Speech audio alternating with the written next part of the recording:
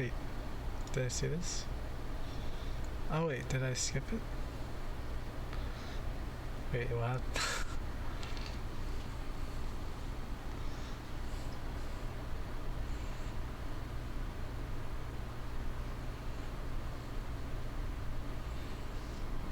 Oh, that's what he meant.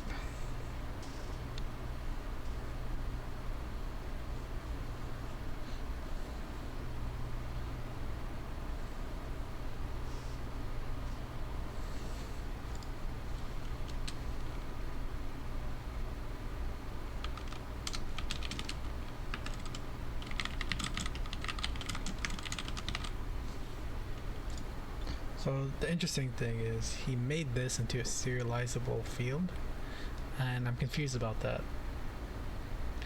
I guess it's for he wanted to test each wave, maybe, which makes sense. I guess I could see that.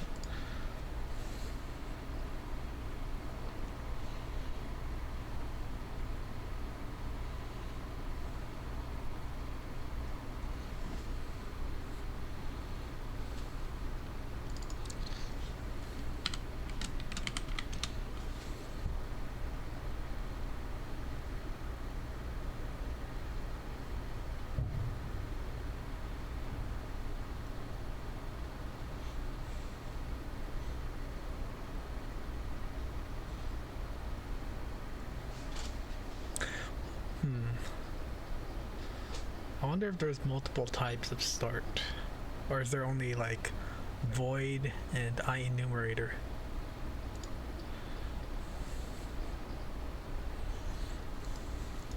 So a do while loop, as you mentioned, basically is just like a while loop, but for this one it makes sure that the first time, like, it executes at least one time. So like, let's say, oh, we want to do this, and then if a condition has been met after doing this, then we exit out of the while loop.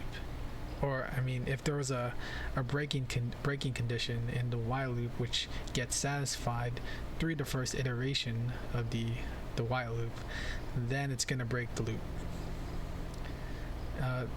This is to, I forgot the reason why people need to do while loops. I guess it's like if we need to make sure to at least run it once before making a decision if we want to end it or not, if we want to end the process or not. I guess that's what's the purpose of it. From what I've seen, like through coding and stuff, I don't really use do while loops because most of the time, like, I guess we need to be sure what we need to do ahead of time, so we just use a while loop at most of the time, just a regular while loop. But maybe in Unity, which is an entirely different environment, I think maybe it does utilize do while loops a lot, which will be definitely be a learning experience for me.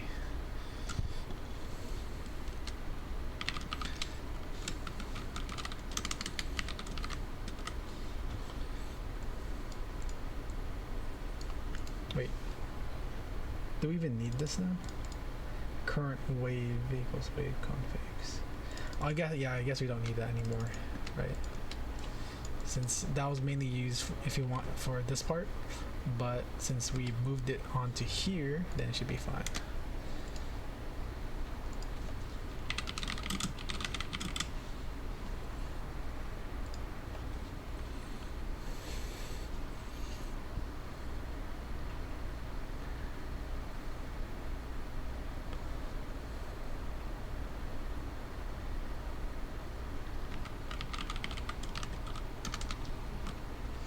Oh yeah, it makes perfect sense here because we do want the level to appear once, right? But if in a sense where we have like an endless feature, right, where the user will battle against an endless wave of enemies, then in that case, then we can activate it and just be able to loop through it all. But I wonder how we're gonna, escape this, since, if, like, let's say we say true. I guess it depends on the level, right? I guess so. Like, we'll give the user the option to click on the the base game versus the endless level. And then basically, depending on their option, all we really need to do is just change this variable here, and then the mode changes, right?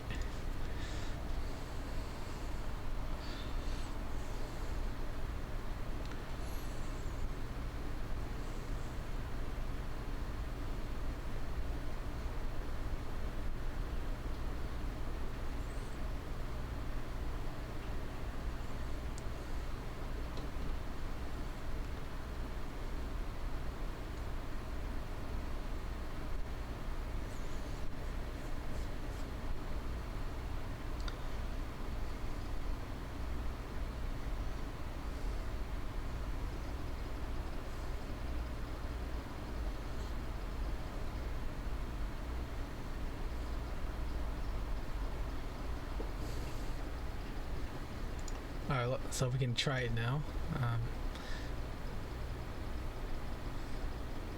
So we should be able to check if you want to loop it. So, but before we do that, let's go check if it works.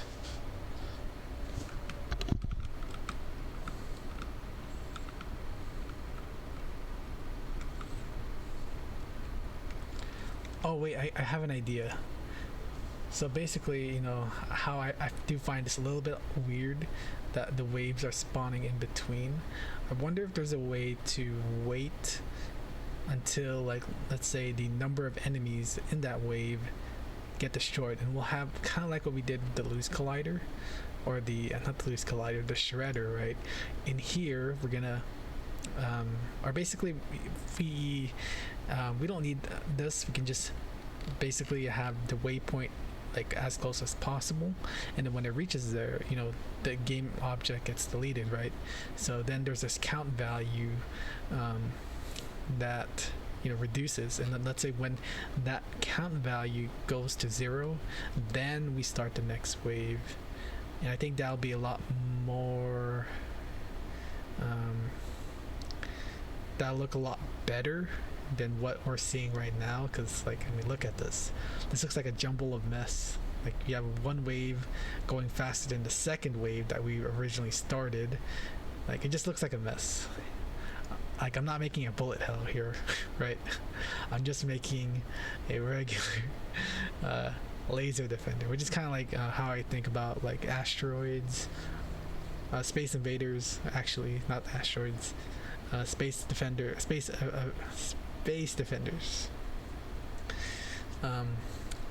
which usually, you know, it forms a pattern, a cool pattern, and then, you know, before it moves on to the next wave, it makes sure to like all the aliens in that wave are either off screen or dead, right? I'm not sure if he's gonna go over it, but just my idea. And if he doesn't, then maybe down the line I'll try to implement it. Let's see what the next level is. Create a damage dealer class. So it doesn't look like he's gonna tune it to make sure that each wave spawns after the next, which sucks, but like, I guess we need to find a way to iterate or yield return only when the count goes to 0, or all of the zombies for that wave config. So we could probably have like a wave like in our wave config class, we can create like a count property that, you know, counts the current number of spawned instances. I don't know how to do that. Maybe, you know, every instantiated object we place in an array, and then, or a list, since it's dynamic, and then we just keep counting the length of that list until we see that it's 0, then go to the next wave config. I don't know. I think I'm gonna have to figure it out if he doesn't go over it. Let me look through it. Damage, destroy enemy, make enemy shoot. That's gonna be kind of weird for a zombie to do that. But maybe like a spit projectile, maybe. So player life and death, layer collision, scrolling background, introducing particle effects, explosion, trigger sounds, load all times, delay for loading scene, new enemy, certain layer, exit defender. So it doesn't seem like he does that. So maybe I'll take the time if we manage to finish all the way to here.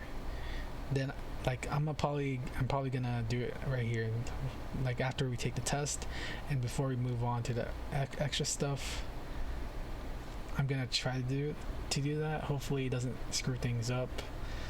I don't think it should, because it's just the waves and everything else seems to be unrelated to the wave, only like the enemies, the background particles, and then the scenes, right? But we'll see. I'm probably gonna save whatever I have right now into like a notepad, and so I could always just go back to it. So let's just do that for now.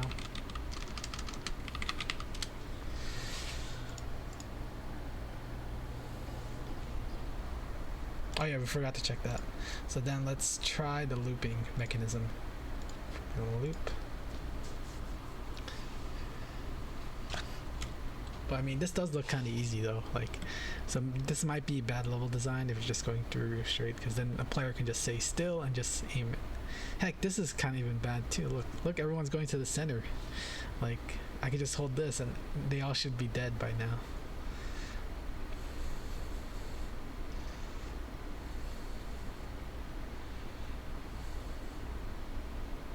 Oh, it's looping.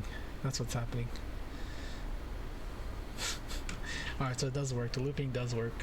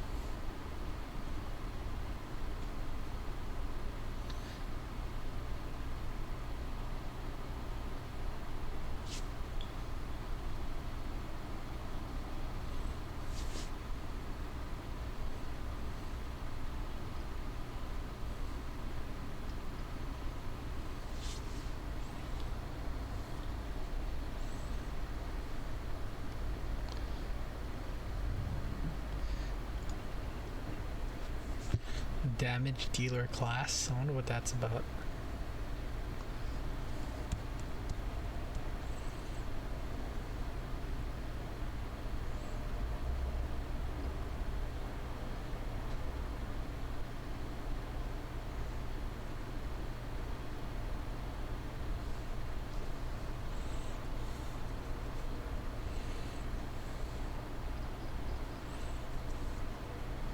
All right, let's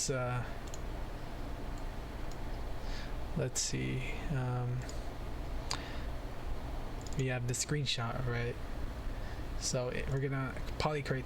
We created this, created that, and we created this. So I guess the last part would be this portion, which we have the sprite has a connection to the sprite, the HP, the shooting behavior, the score for killing this enemy, and then the particle effects for the enemy.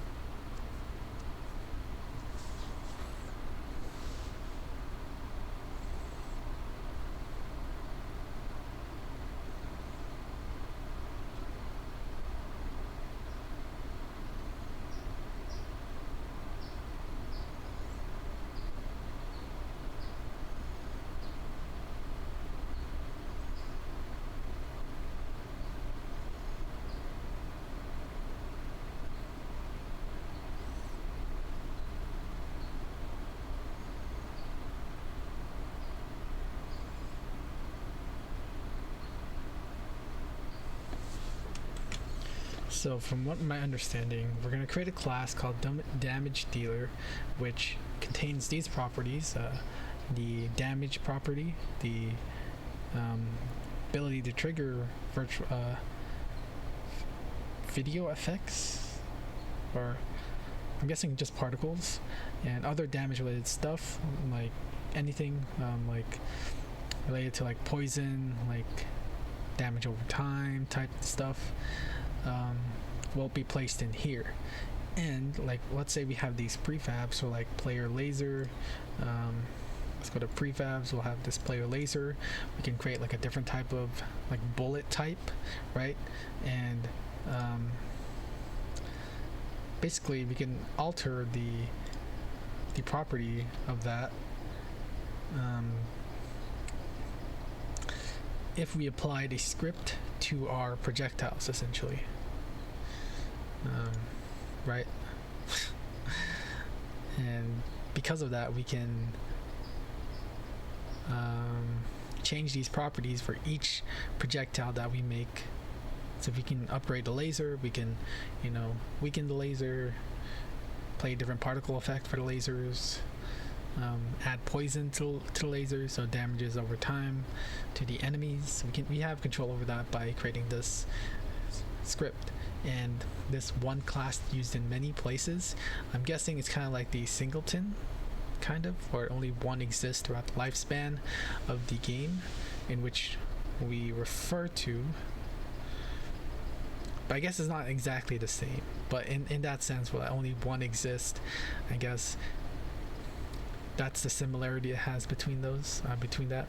And I think it also kind of does resemble the whole waveconfig thing that we mentioned about, like the scriptable objects, and then being only being able to refer to that waveconfig for those prefab values, or like when we're instantiating. I'm sorry, I don't know if that made any sense at all. I'm just thinking here and just trying to see how I can understand this at the moment before we just, you know, implement it, and just me not knowing what it's actually doing. So I'm just trying my best to see like what other ways is this going to be used, so that I can be more immersed with this, whatever he's teaching. And yeah, so I guess that's a good brainstorming session right there. It gives me like an introduction as to what might be possible. Let's go.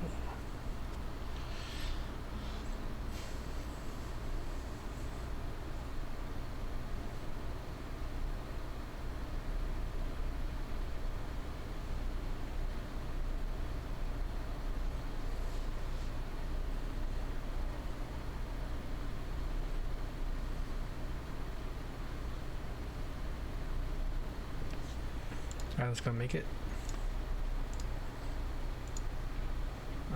I'm gonna save the code once we finish the quiz, essentially, and then I'll start attempting to make the waves continue one after the other, as opposed to a bundled mess, essentially. I'll see if I can do that. If I can't, well, I tried. Alright, so we were trying to create a script, right? So create a C# script. We're going to call this damage dealer, and then open this up, put that up. So I guess I always like to do this because I always get confused whether to keep the start and update method or not. Alright, so I guess the question I should ask myself is this going to be needed, or does this need to keep updating in respect to like per frame? Does this need to be, I guess I should ask myself that, if this class needs to update anything per frame. Well, I think he's just describing properties and it doesn't really change, so I don't think so. And usually if you don't have an update, there's no point of having a start, or at least that's what I've noticed. So the answer is no, I don't think we need these, because we're just describing the property of the projectiles, right? We're describing the, what was it? Let me look it up again, and I'm gonna write it down here.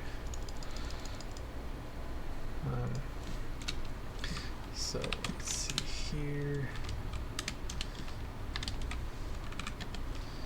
So means damage ability to trigger the effects other damage related stuff. Alright. So yeah, these all seem like properties to me, and they don't really change unless you change them, but you don't want to be changing them every frame. Like these only change depending on certain events, so I don't think we need a start and update method for this script. That's my final answer. Oh god, he kept it. If not, then I want to know his reason why he kept it, because maybe there's something I don't know, which is probably usually the case because I barely pay attention. But yeah.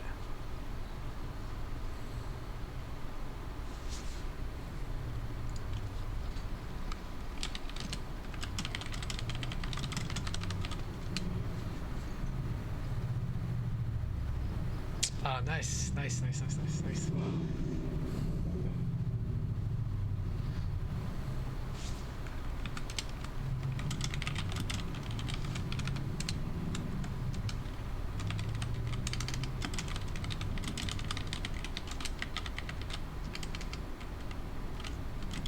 Oh wait, these aren't casual ones.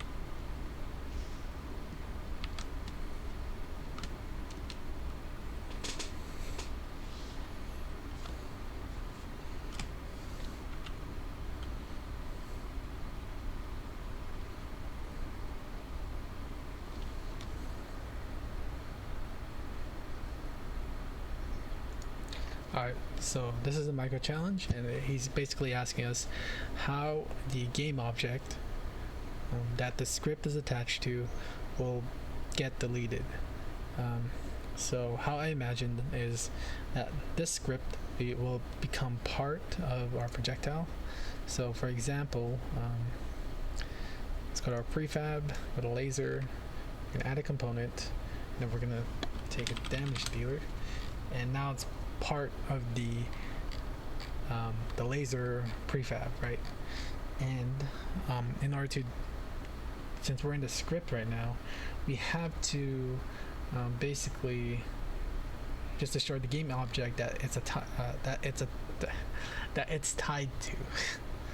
I don't know why I keep saying it's tied to. No, it's tied. What it's tied to. So basically what I think would just be destroy game object, right? Right, I think that's it, right? Since game object should refer to whatever object this script is attached to, right?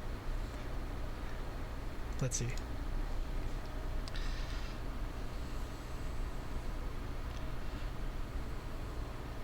Nice, yes.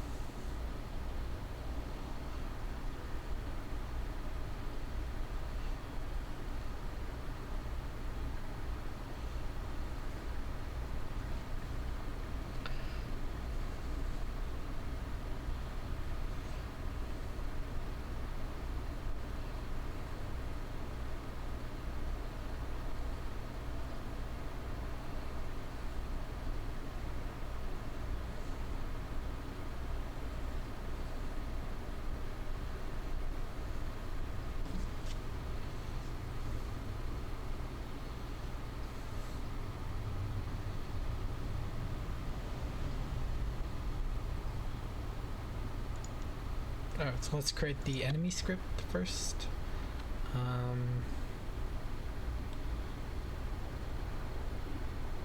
Let's go check that warning out first. So it's saying that a variable is not being used. Oh, this is not being used. Oh, no, we could just... Yeah, I guess we should just put it here, just in case we want to try it out. But I mean, it doesn't really do anything since we don't use it anymore. So I think I'm just gonna delete it.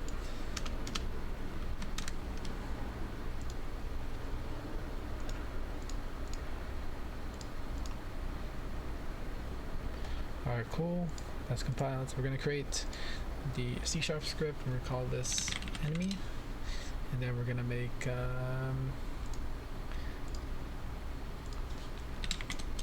enemy script. Enemy script.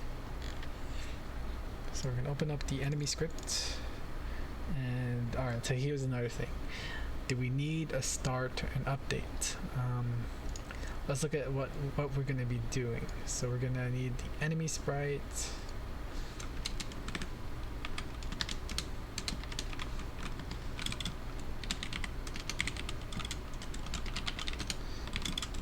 Enemy hit points, shooting behavior, score for kill, enemy death effects. Alright, we don't need this anymore since this is the last script that we're gonna make. In terms of the 4, we completed all 4 of them. So let's see if we needed to start or an update. Enemy sprite, we can only, that doesn't need to get updated per frame unless you have an animation, which we don't, so I guess for now that would be a no for the update. Enemy hit points, does that need to get updated per frame? I guess it doesn't need to be, but it can. That's how I see it.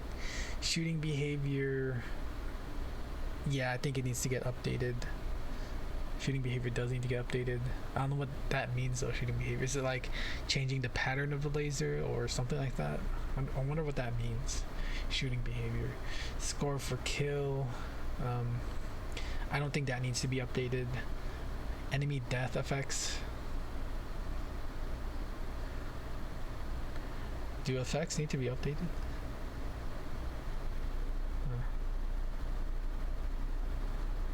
I mean, once they start, I guess. So you know what? I think we do need to update. We're gonna keep the start and update method, just because we need to keep count if the enemy dies. So the hit points, right? We're gonna be always like looking it up if it dies. I'm guessing effects too, because we need to play out the animation. And potentially, if we do have an animation, then we do need an update. Well, I don't really know how animation works in Unity yet because I haven't really learned it. Hopefully they teach it in this course. If not, I'll probably have to learn it on my own through other tutorials and stuff. Shooting behavior, that can change, but I don't think it needs to be updated per frame. Like, I feel like you can just set a method that changes the behavior, the shooting behavior, and then we do need updates. So even though we can change it through a method, we need to also dynamically know that the behavior changed by rendering the current behavior, right? Instead of rendering. So yeah, we definitely do need an update and start method for this. It's kind of hard for me to explain, but I know for sure that we need a start and update method. Crossing my fingers, hopefully.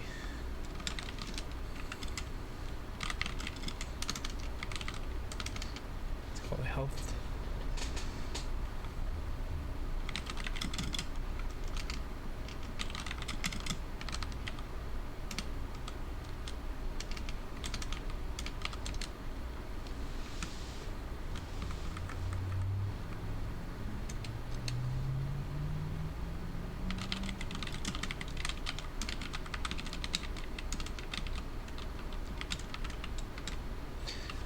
Is it Collider? Oh, it's Collider. Because I always get mixed up. I know there's Collider 2D and then Collision 2D, and I always get mixed up. Maybe I'll hopefully eventually I'll figure out the difference between the two. Because I always get confused by which one to use. And I'll just call this other. Oh, he named it too.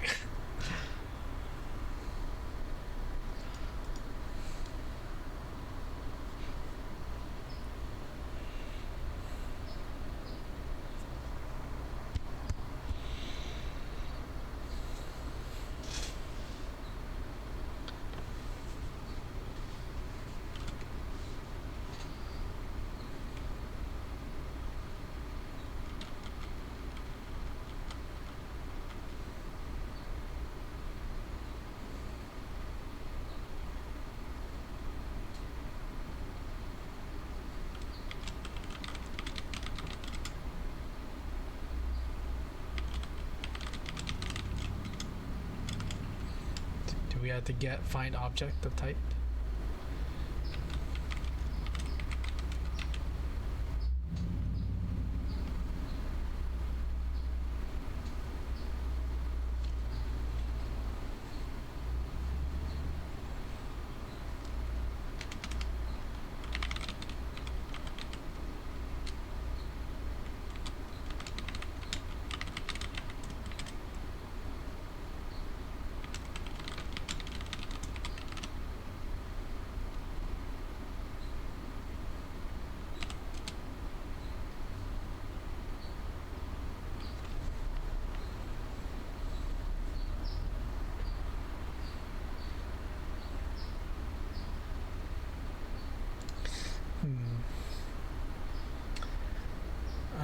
I do see an issue. I think he's gonna cover it later.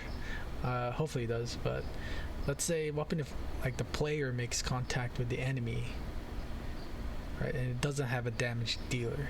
So we have to make sure. Like, let's say I think we need to place a tag in our projectiles. Like it could be the player projectile or the enemy projectile, and then you first gotta check if that other that we collided with, or the enemy, or what the enemy collided with, has to have the tag of projectile before we even check to see if it has a damage dealer. Because I do see some issues if, you know, if a player makes contact with the enemy, then this line of code will execute, but then it'll return like an error because the player object doesn't have a damage dealer. At least we don't have one for it. So I think if he doesn't fix it, then I'll probably do it like that. But I feel like he's gonna mention it, because I think that's gonna be very crucial, because he's gonna return an error and it makes the game unplayable.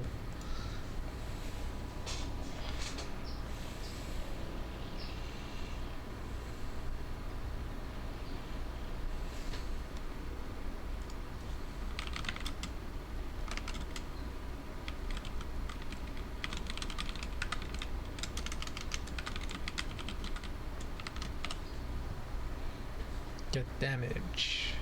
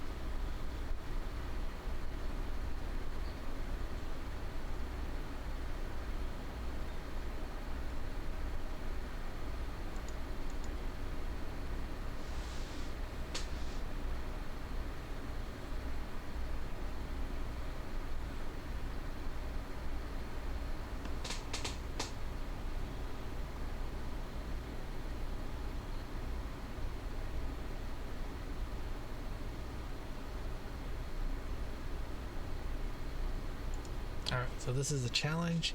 Hopefully I can do it within 2 minutes, or else I won't make the 1 hour mark. But so first of all, let's see, let's add the enemy, or let's add the script. Wait, what is this? Method must return a type.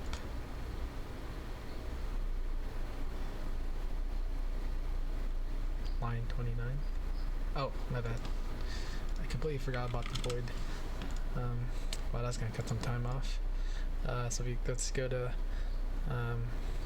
prefab, go to, let's just create a random enemy, right? Change the color to, let's say, green. That's kind of dark. Yeah, green, that should be fine. In the green, we have an enemy script here, but we need to add a collider, so let's do that.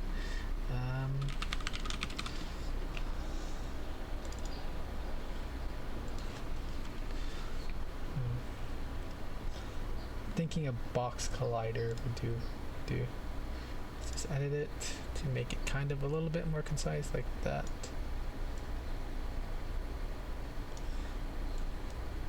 Oops.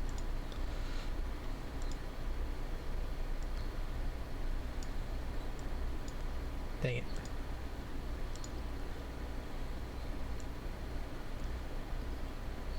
Alright, cool. So that's done. So now we gotta add a collider. Oh, actually no, we gotta make sure it's a trigger, since we created an on trigger method. Then here we're gonna add another, oh no, it has a collider. So we also have to make this an is trigger. Is that how it works? I thought any collider is fine. That's what happened here. So I think we don't need to make it an is trigger, right? Because then we want the bullet to stop right after the collision has entered. So yeah, let me see. So yeah, I think that should be fine. And then let's go to level, and we're just gonna drop this one in the middle, or let's see, over here or over here. And then I think we're done. I think we're done. Then we're just gonna lock this into place. See this health bar, change it to 500 like you said. The project laser. Oh. The laser projectile, we deal 100 damage.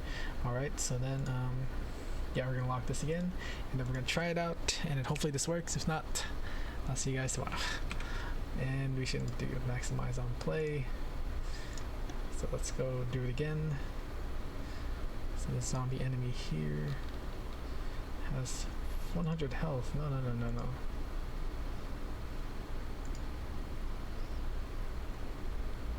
Wait. Alright. So let's go. So yeah, it does decrease. Alright, cool. It works. Alright. Alright, I'm gonna see you guys tomorrow, and yeah, peace.